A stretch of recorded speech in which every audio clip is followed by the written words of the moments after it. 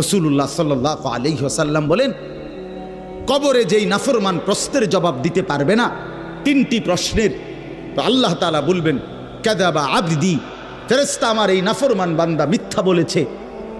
ফাআফরিশুহু মিনান নার ওয়ালবাসুহু মিনান নার, আমার নাফরমান বান্দার কবরে জাহান্নামের বিছানা বিছায় দাও, ওরে জাহান্নামের পোশাক দিয়ে আবৃত করে দাও।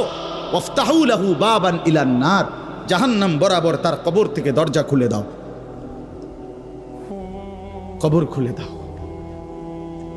ওফো, আল্লাহর নবী সাল্লাল্লাহু আলাইহি ওয়াসাল্লাম বলেন, তখন কবর তারে, ফেরেশতা যখন তাকে রাইখা যাবে, কবর তারে ডান দিকের মাটি বাম দিকে একটা চাপ দিবে, বাম দিকের মাটি ডান দিকে চাপ দিবে।